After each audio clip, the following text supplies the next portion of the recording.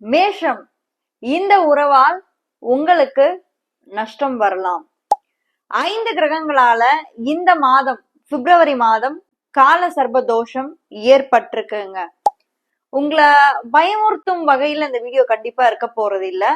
சில எச்சரிக்கைகளை நான் கொடுக்க போறேன். நீங்க கொஞ்சம் கேர்ஃபுல்லா இருக்கணும். அதுக்காக தான் சொல்றேன்.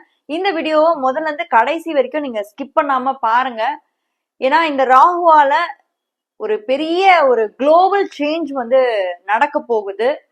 அதை நீங்க கண்டிப்பா உணரதான் போறீங்க. நம்மளுடைய சேனல்ல இன்னும் நீங்க சப்ஸ்கிரைப் பண்ணாமலே பாத்துட்டு இருந்தீங்க அப்படின்னா சப்ஸ்கிரைப் பண்ணி வச்சுக்கோங்க மக்களே. அண்ட் மேல இருக்க என்னுடைய வாட்ஸ்அப் நம்பருக்கு உங்களோட டீட்டெயில்ஸை நீங்க அனுப்பி வைங்க. அண்ட் இந்த கன்சல்டேஷன் எப்படி இருக்க போகுது அப்படின்னு நீங்க பாத்தீங்கன்னா, இது வந்து ஒரு 1-on-1 கன்சல்டேஷன் மாதிரி தாங்க இருக்க போகுது. இந்த கன்சல்டேஷன்ஸ்ல நீங்க உங்களுடைய கேள்விகளை கேட்டுக்கலாம். இதுக்கு முழுக்க முழுக்க திருக்கணித, அதாவது திருத்தப்பட்ட கணித பஞ்சாங்கத்தின் அடிப்படையில தான் இந்த கன்சல்டேஷன் இருக்க போகுது. இதுல வந்து பிடிஎஃப் ஆவோ எந்த ஒரு விஷயமும் இருக்க, ஆர்டிபிஷியலா எந்த ஒரு விஷயமும் இருக்க போறது கிடையாது. ஸோ பஞ்சாங்கத்தின் அடிப்படையிலையும் உங்களுக்கு இந்த கன்சல்டேஷன்ஸ் கண்டிப்பா இருக்கும். அதே மாதிரி இந்த வீடியோவோட கடைசியில ஒரு முக்கியமான ஒரு விஷயமும் உங்களுக்காக காத்துக்கிட்டு இருக்கு. ஆஸ்ட்ரோ டேரட் மூலியமா ஃபர்ஸ்ட் டைம் நான் வந்து உங்களுக்கு ஒரு ரீடிங் வந்து கொடுக்க போறேன் நம்மளுடைய சேனல்ல. மேஷராசி நேயர்களுக்கு இது வந்து 3 கார்ட்ஸுங்க. இந்த யூனிவர்ஸ் கிட்ட இருந்து என்ன மெசேஜ் உங்களுக்கு இந்த பிப்ரவரி மாதம் வரப்போகுது அப்படின்றதையும் இந்த வீடியோவோட கடைசியில நம்ம பார்க்க போறோம். ஸோ ரொம்பவே இன்ட்ரெஸ்டிங்கா இருக்க போது, தொடர்ந்து பாருங்க. அண்ட் மறக்காம நீங்க என்ன ராசியில பிறந்தீங்க, என்ன நட்சத்திரத்துல பிறந்தீங்க அப்படின்றதையும் கீழே கமெண்ட் பண்ணுங்க, நான் தெரிஞ்சுக்கிறேன். அண்ட் நான் உங்களோட ஃபேவரட் வேதிக் அஸ்ட்ராலஜர் டேரோ கார்ட் ரீடர். இது உங்களுடைய வினஸ் அஸ்ட்ரோ. இந்த ஜனவரி மாத ராசி பலன்ல நீங்க பாத்தீங்கன்னு வச்சுக்கோங்களேன், இந்த பிப்ரவரி மாதத்தோட ஃபர்ஸ்ட் வீக்ல வந்து சுக்கிரனும் புதனும் மகர ராசியில ஆல்ரெடி இருக்காங்க. அவங்க வந்து கும்பராசிக்கு ராகுவோட போய் இணைய போறாங்க. அதாவது நான் கால சர்ப்ப தோஷம் இருக்கு அப்படின்னு சொல்லிட்டு நான் ஸ்டார்டிங்லயே உங்ககிட்ட நான் சொன்னேன். அது எதன் அடிப்படையில நான் சொன்னேன் அப்படின்னு நீங்க பாத்தீங்கன்னா, ராகு கேதுவோட எந்த கிரகம் அமர்ந்தாலும் அது வந்து தோஷத்தின் அடிப்படையில வரும். அவங்க வந்து நன்மை செஞ்சிருவாங்க அப்படின்னு நீங்க வந்து நினைக்கவே கூடாது. ஏன்னா உங்களுடைய சுய ஜாதகத்துல தோஷம் இருக்குன்னு வச்சுக்கோங்க. ஒருவேளை இந்த சர்ப்ப தோஷம் இப்ப கோச்சாரத்துல நடக்க போகுது, கம்மிங் வீக்ஸ்ல வந்து நடக்க போகுது. இன்னும் சொல்ல போனா குறிப்பிட்டு பிப்ரவரி 2nd வீக் ஆஃப் பிப்ரவரியில இதோட தாக்கம் வந்து நீங்க அதிகமா பார்க்க போறீங்க.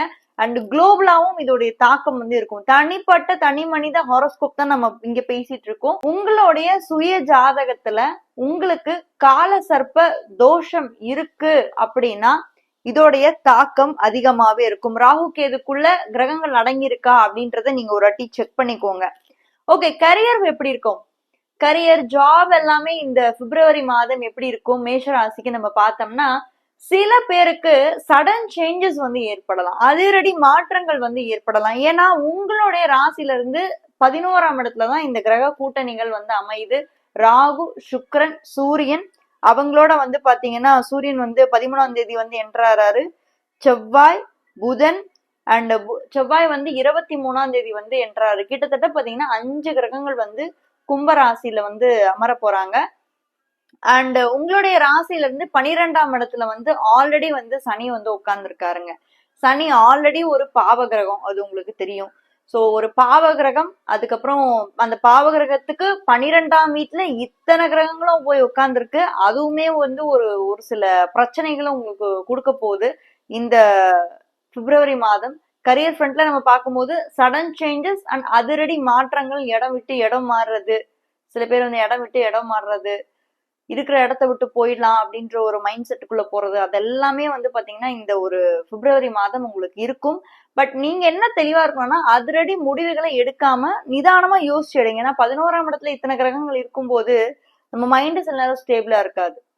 ஸோ டெசிஷன்ஸ்ல நம்ம ரொம்ப வீக்கா இருப்போம். ஸோ அந்த விஷயத்துல நீங்க கேர்ஃபுல்லா இருங்க. அண்ட் நான் உங்களுக்கு டைட்டிலே ஒரு விஷயம் சொல்லியிருந்தேன், ஒரு உறவால உங்களுக்கு நஷ்டம் ஏற்படும் அப்படின்ற மாதிரி. நான் எதை வச்சு உங்களுக்கு நான் சொல்லியிருந்தேன் அப்படின்னு பாத்தீங்கன்னா, ஆல்ரெடி வந்து மேஷராசிக்கு 7.5 சனி போயிட்டு இருக்கு. அது மட்டும் இல்லாம இந்த கால சர்ப்ப தோஷமானது, அதாவது இந்த ராகு கேதுக்குள்ள இத்தனை கிரகங்களும் அடங்குறது அப்படின்றது உங்களுடைய ராசியில இருந்து 11ஆம் பாவத்துல வந்து வர்றதுனால நண்பர்களால நீங்க சில பல பிரச்சனைகளையும் நஷ்டங்களையும் ஃபேஸ் பண்ண வேண்டியது இருக்கும். ஏன்னா career front okay, but business பண்றவங்க எல்லாருமே வந்து ரொம்பவே கேர்ஃபுல்லா இருக்கணும் இந்த பிப்ரவரி மாதம். ஏன்னா 11ஆம் இடம் என்பது உங்களுடைய நண்பர்கள் வட்டாரம். ராகு போய் அங்க போய் உட்காந்துட்டு இத்தனை கிரகங்களையும் அவர் வந்து விழுங்குறாரு. அதாவது ராகு அப்படின்றது ஒரு நிழல் கிரகம். சயின்டிபிக்கா அறிவியல் பூர்வமா நீங்க பாத்தீங்கன்னா அது ஒரு ஷேடோ பிளானட். அந்த ஷேடோ பிளானட்டோட இத்தனை கிரகங்கள் சேரும் போது என்ன ஆகும், உங்களுக்கு அந்த இடத்துல வந்து மிகப்பெரிய ஒரு ஒண்ணும் பெரிய மாற்றம் ஏற்படலாம், என்னன்னா பெரிய அழிவு ஏற்படலாம். இது ரெண்டத்தை தாண்டி வேற எதுவுமே இருக்க போறது கிடையாது. அப்ப நீங்க பிசினஸ் பண்றவங்க ரொம்பவே கேர்ஃபுல்லா இருக்கணும். இல்லைன்னா உங்களுக்கு கண்டிப்பா நண்பர்களால நஷ்டம் ஏற்படுறதுக்கு இந்த பிப்ரவரி மாதம் வாய்ப்புகள் அதிகமா இருக்கு. ரிலேஷன்ஷிப்ஸ்ல இருக்கவங்களுக்கு எப்படி இருக்க போகுது அப்படின்னு பாத்தீங்கன்னா, குரு பலம் பெருசா உங்களுக்கு இந்த மாதம் இல்லை. ஏன்னா குரு வந்து உங்களுடைய ராசியில இருந்து 3ஆம் வீட்டுல வந்து அமர்ந்திருக்கிறதுனால ஆஸ் இட் இஸ் நீங்க ஆல்ரெடி ஜனவரி மாதம் பிளான் பண்ணிருப்பீங்க, என்னென்ன பண்ணணும் எப்படி பண்ணணும்னு சொல்லி பிளான் பண்ணிருப்பீங்க. அந்த பிளானோட நீங்க இந்த பிப்ரவரி மாதமும் கண்டினியூ பண்ணுங்க. அண்ட் ஆஃப்டர் குரு பயிற்சி ஆகுது, அதாவது குரு வந்து பாத்தீங்கன்னா மே மாதம் ஏப்ரல் மே மேல வந்து பாத்தீங்கன்னா உங்களுடைய ராசில இருந்து 4th ஹவுஸுக்கு போகும்போது டெஃபினட்டா உங்களுக்கான பாசிட்டிவ் ரிசல்ட்ஸ் வந்து வர ஆரம்பிக்கும். ஒர்க்கிங் உமன் எப்படி இருக்கும், இல்ல வந்து ஸ்டூடெண்ட்ஸுக்கு எப்படி இருக்க போகுது, இல்லத்தரசிகளுக்கு இந்த பிப்ரவரி மாதம் எப்படி இருக்க போகுது அப்படின்னு நீங்க பாத்தீங்கன்னா, ஸ்டூடெண்ட்ஸை பொறுத்த வரைக்கும் ஆஸ் யூஷுவல் உங்களோட லைஃப் வந்து எப்படி இருக்கும்னா படிப்பு, அப்படியே அடுத்த கட்ட வேலை, அடுத்த கட்ட மேரேஜ் அப்படின்னு நீங்க வந்து அதுக்கான பிளானிங் இப்பத்துல இருந்தே நீங்க வந்து போட ஆரம்பிப்பீங்க. அண்ட் வீட்டுல இருக்கக்கூடிய பெண்களுக்கு எப்படி இருக்கும்னா அடுத்தவங்க பேச்ச கேட்காதீங்க. மேஷராசிக்காரங்க எப்பயுமே அவங்களுக்கு ஒரு தனித்துவம் இருக்குங்க. ஏன்னா உங்களுடைய ராசியோட அதிபதி செவ்வாய் அப்படின்றதுனால எப்பயுமே நீங்க தான் வந்து குடும்பத்தை வழி நடத்தக்கூடியவங்களா இருப்பீங்க. அடுத்தவங்களுக்கு ஒரு எடுத்து சொல்லக்கூடிய இடத்துல ஒரு டெசிஷன் மேக்கிங் முடிவு எடுக்கக்கூடிய இடத்துல எப்பயுமே நீங்க தான் இருப்பீங்க. ஆனா இந்த பிப்ரவரி மாதம் சில பேரோட பேச்சு கேட்டுட்டு நீங்க முடிவு எடுக்கும் பட்சத்துல அது உங்களுக்கு தவறா போய் முடியறதுக்கான அதிகமான வாய்ப்புகள் இருக்கு. யார் பேச்சும் ஃபர்ஸ்ட் கேட்காதீங்க. உங்க காது எங்கேயுமே இல்ல, உங்ககிட்டதான் உங்க காது இருக்கு. யார் என்ன வேணா பேசிட்டு போட்டோம், நம்ம எடுக்கிற முடிவுல ஸ்ட்ராங்கா இருப்போம் அப்படின்னு சொல்லிட்டு உங்க முடிவுல வந்து இருங்க. பொருளாதார ரீதியா பார்க்கும்போது மேஷராசிக்கு ஆஸ் யூஷுவல் ஜனவரி மாதம் எப்படி இருந்ததோ அதே மாதிரிதான் இந்த பிப்ரவரி மாதமும் இருக்க போகுது. என்ன ஒண்ணு, இந்த கால சர்பதோஷம், அதாவது இந்த ராகு கேதுக்குள்ள அத்தனை கிரகங்களும் அடங்குது. கால சர்பதோஷம் எங்க நடக்குதுன்னு பாத்தீங்கன்னா 11th ஹவுஸ்ல வந்து புதன், ராகு, சூரியன், சுக்கிரன், செவ்வாய், அதாவது 5 பிளானட்ஸ் வந்து 11th ஹவுஸ்ல இருக்கு. 5th ஹவுஸ்ல கேது மட்டும் தனியா உட்கார்ந்துருக்காரு. அதாவது ராகு கேது ஆக்சிஸ்ல கேது மட்டும் 5th ஹவுஸ்ல தனியா உட்கார்ந்துருக்காரு. மீதம் உள்ள கிரகங்கள் எல்லாமே ராகுவோட போய் இருக்கு. ஓகேவா? சோ நீங்க எச்சரிக்கையா இருக்க வேண்டிய விஷயம் என்ன அப்படின்னு நம்ம பார்க்கும்போது, பிசினஸ் பண்றவங்களுக்கு இந்த மாதம் ஒரு சரிவு ஏற்படுறதுக்கான அதிகமான வாய்ப்பு இருக்கு. ஷேர் மார்க்கெட்ல இருக்கவங்களும் கொஞ்சம் கவனமா இருங்க. அண்ட் இத அட்லீஸ்ட் ஒரு 40% ஆஃப் பீப்புளை தாக்குறதுக்கான வாய்ப்பு இருக்கு. இது எல்லாரையும் தாக்க போறது கிடையாது. அதே மாதிரி நான் முன்னாடி சொன்ன மாதிரிதான் அவரவர் சுய ஜாதகத்தை பிரகாரம் தோஷம் இருக்கிறவங்களுக்கு கண்டிப்பா இந்த பாதிப்பு ஏற்படும். அதுல எந்த ஒரு மாற்றமும் இல்லை. காலசர்ப தோஷம் இருக்கவங்க இந்த பாதிப்புல கண்டிப்பா போய் மாட்டுவீங்க. மீதம் இருக்கக்கூடிய பீப்புள் அட்லீஸ்ட் ஒரு 40 to 50% பீப்புளுக்கு வந்து நல்லாதான் இருக்கும். இன்னும் நீங்க வந்து பயப்படுற அளவுக்கு இது இருக்காது. But you will get confused by others அப்படின்ற மாதிரிதான் நான் பாக்குறேன். சோ ஆஸ்ட்ரோ டாரட் மூலமா இந்த பிப்ரவரி மாதம் உங்களுக்கு யூனிவர்ஸ் கிட்ட இருந்து என்ன மெசேஜ் வந்திருக்கு அப்படின்றத நம்ம பார்க்கலாம். Okay, it's time to release negativity. அதாவது உங்ககிட்ட இருக்கக்கூடிய கஷ்டங்கள், உங்ககிட்ட இருக்கக்கூடிய பிரச்சனைகள், உங்ககிட்ட இருக்கக்கூடிய பயங்கள் எல்லாத்தையுமே இந்த பிப்ரவரி மாதம் வந்து நீங்க விலக்கி வச்சிருங்க.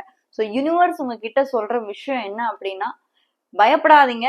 உங்ககிட்ட இருக்க அந்த பெரிய பேர்டன் ஒண்ணு மனசுல வச்சிருப்பீங்க பாத்தீங்களா, இத்தனை நாள் அப்படியே சுமந்து உங்களை அப்படியே ஒரு இது மாதிரி வச்சிருப்பீங்க. அந்த ஒரு பேர்டனை இறக்கி வச்சுட்டு நெகட்டிவிட்டியை விட்டுருங்க.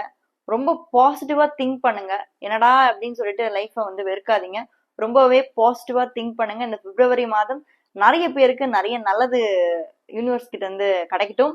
அண்ட் தேங்க்யூ சோ மச் மக்களே, இந்த வீடியோ பார்த்ததுக்கு நன்றி. யாராவது ஒரு ஃப்ரெண்டுக்கு இந்த வீடியோ ஷேர் பண்ணணும்னு நீங்க நினைச்சீங்க அப்படின்னா மறக்காம ஷேர் பண்ணி ஹெல்ப் பண்ணுங்க.